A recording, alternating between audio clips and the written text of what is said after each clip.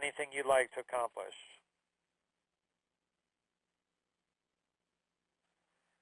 Elise, anything you'd like to accomplish? I think I'm okay. Roseanne, anything you want to accomplish? So in the question that you asked before, you said, how do these people get something out of the questions that Nicole is asking? How do we bridge the gap between the two so that people can get it, especially if they're not high-end learners? That's a great question.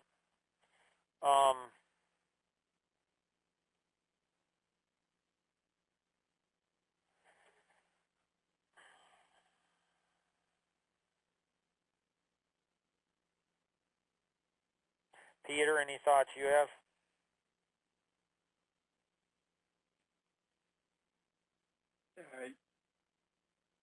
I have a lot of thoughts, but not any specific. Not anything specific that I can add back now. Anybody else have any thoughts?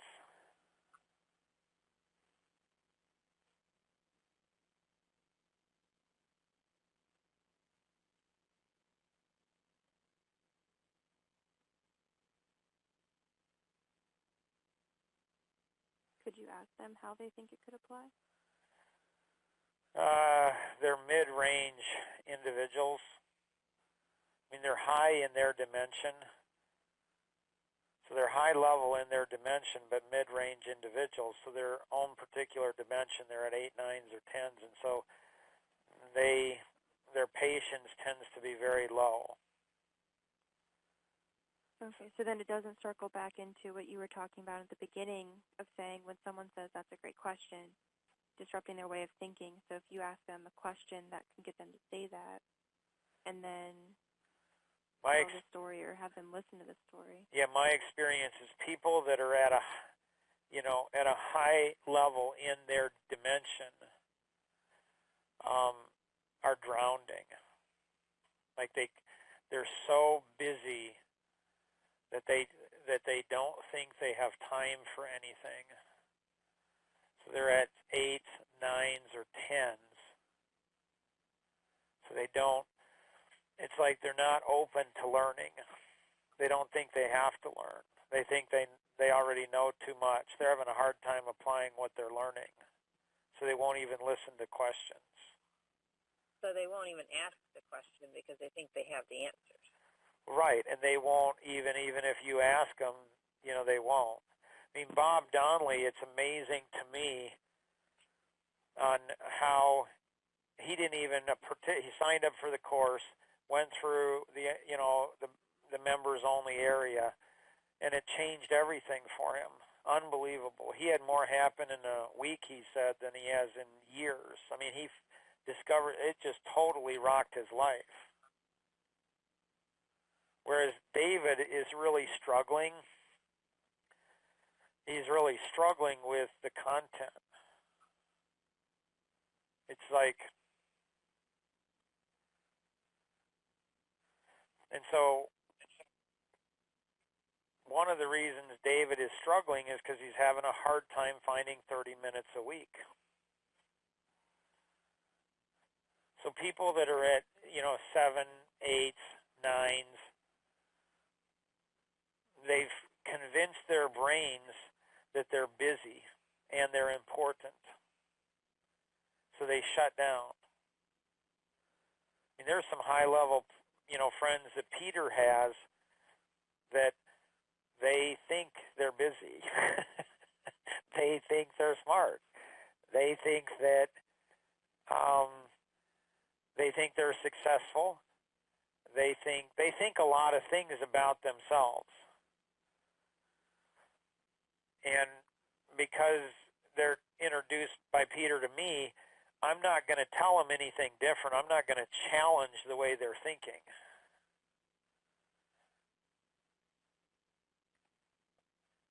Any thoughts on that?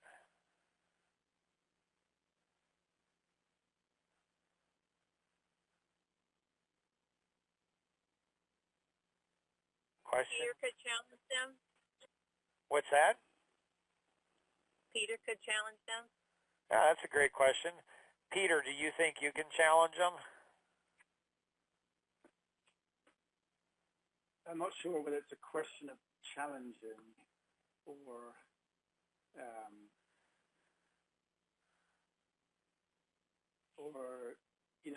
I agree with your synopsis, but I think it's, they discount things if they can't tie it to an immediate benefit. And you yet, always find time for something if you place enough value against it. right, and yet they think they're good students, I'm guessing. Yeah, I think if you're performing in the top 10 percentile in business, then yeah, I would agree. They think that. Right. So it's hard to, when you disrupt somebody who thinks they're really successful, you risk vaporizing them.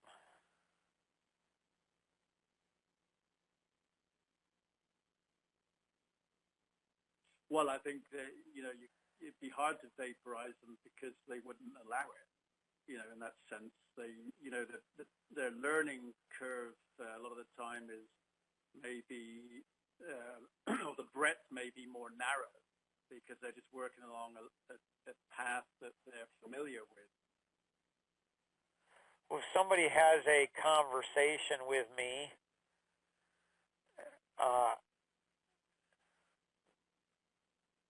they've lost, they lost control. They can't withstand the vaporization of me. I can ask them one question and it'll vaporize them. They're not too strong. They're not, there's one question,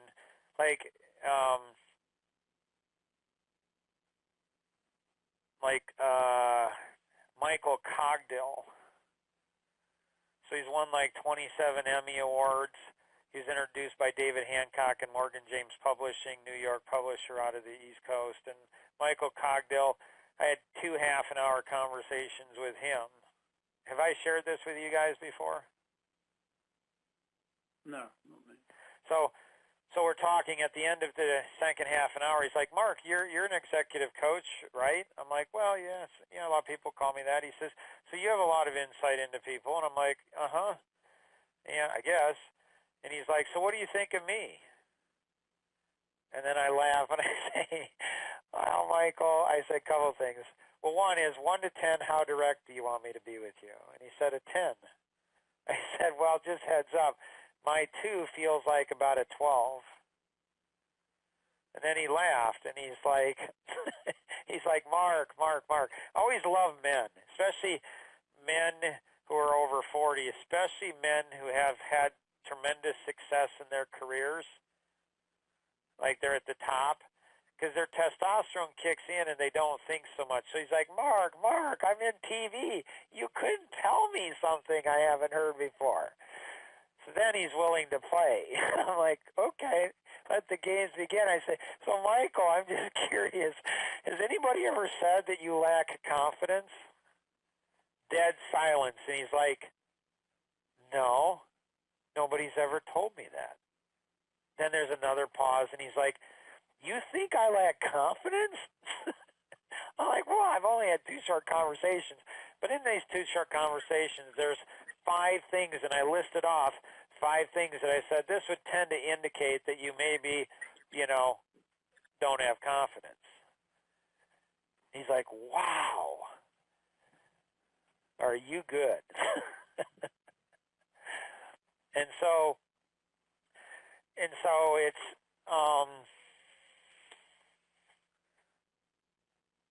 Ski, what are you thinking right now? I'm taking it all in. I think the issue that when you're looking to vaporize, I shouldn't say looking to vaporize, when you get somebody who is agreeing to allow you to vaporize them, if they're really sincere, the ability to learn at that point in time can be huge. If they weren't really sincere when they said that, then they're probably checking out. So do you believe that there's a spectrum of sincerity? Absolutely. So when you say they're really sincere, it's a spectrum, and so in their own mind, they may be really sincere. Like we ought to get, at least, let's see if we can get Michael Radford to join us on one of these calls. He's the most interesting guy. I was talking to him last week, and he's funny because he challenges me all the time, like all the time. Like Mark, like he always thinks he's the teacher with me, which is cute, cool. Like it's funny, and I learn a lot from him. Like he's super, super smart. But he said to me this last week, he says, your problem, Mark, is that you're 76 times at a higher level of communication than anybody else in the room. And I'm like, huh. So in the spectrum ski, people can be really sincere, but they still can't handle the level of question or intensity that you can, or insight into them that you can have.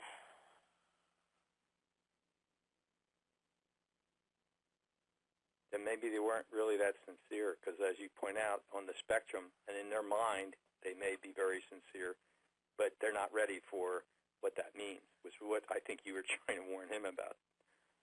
And he was ready, because I could call him today and it'd be fine. Like he didn't get angry or upset or ticked.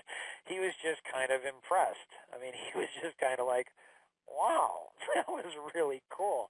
Like he liked to be taken down hard.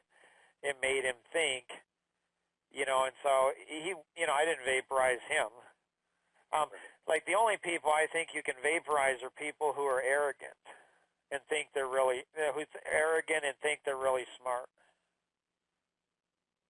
If somebody's arrogant, if somebody has high ego and they're really arrogant, you can take them out in an instant. How difficult is it with people like that to really get to a point where you can create leverage with them? Navy sniper principle. And bring a horse to water, can't make them drink, but put salt in the oats. So you got to be really super smart, like unbelievable. It's really hard ski. And the higher the level of individual that there is, the harder it is to do it. Because they're not used to, by and large, telling the emperor that they're naked. So they're not used to being challenged. And if they're not used to being challenged, they don't know how to handle somebody who challenges them. So often you'll either win their heart and they'll be like, wow, here's somebody that's really smart, really powerful, really cares. And, most people say that to me and I go ahead and kill them. You know what? I respect, so you'll either win them over or you'll destroy it. Peter, what are you thinking now? What's your objective here? What do you think it is?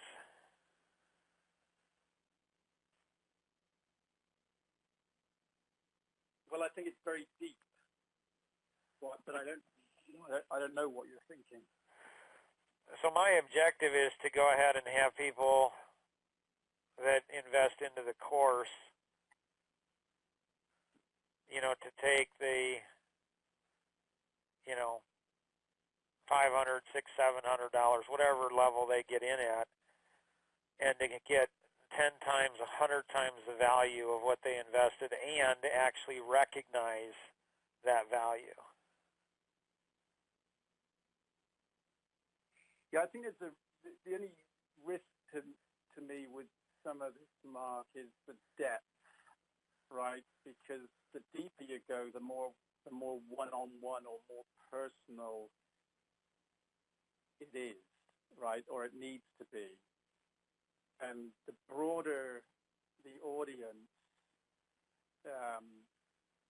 the less deep, but the more the communication has to relate to principles and deliverable actions that can be taken in order to create leverage.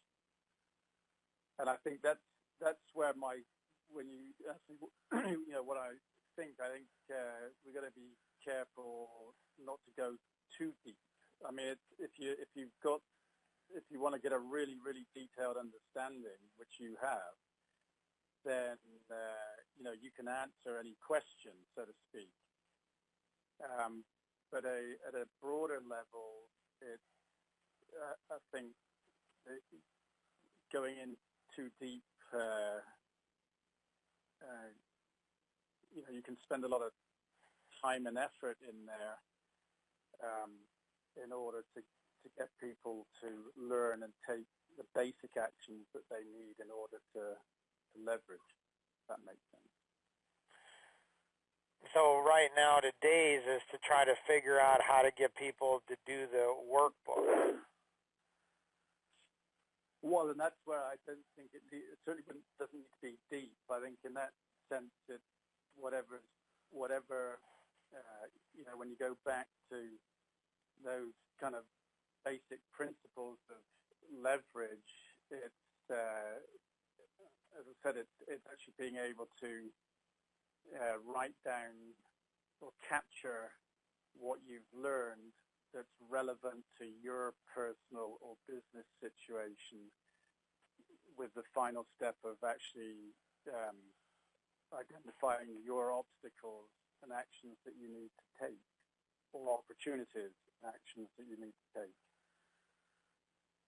to create leverage. Peter, this is Ski. I just want to make sure I understood what you said just a few minutes ago. Are you saying that you, by going deep, you're implying that you lose people? Yes, I think. Well, I think there's a lot of. You have to look at the 530 grid, and I haven't drilled into each one of those elements, but there's a lot there, and it's overwhelming. And it's one thing if you're taking people on a journey through all of that over time. It's another thing if you're actually just trying to communicate on one specific topic, and in this instance, leverage. But I think there's also still the risk that you can get too scientific, too deep with it, and you can do that, but then it's quite intense, right? Because it requires a lot of, I think, live interaction. So, Ski, I'm just curious, Ski. What if Peter would have just said, like paused, put his hand to his chin and said, yes, for sure? What would have you responded then, Ski? Well, I was trying to make sure that I'm on the right. I was interpreting what he was saying, because I do tend to agree that depending on who you're speaking with, what level they're at, you could end up losing somebody by going too deep too fast. I think you lose 80, 90, 97, 99% of the people. I mean, it's unbelievable. Everybody wants the benefit of going deep without doing the work, taking the time, making the sacrifice. Like it blows my mind how somebody can't be consistent with 30 minutes a week out of 10,080 minutes in a week. It blows my mind.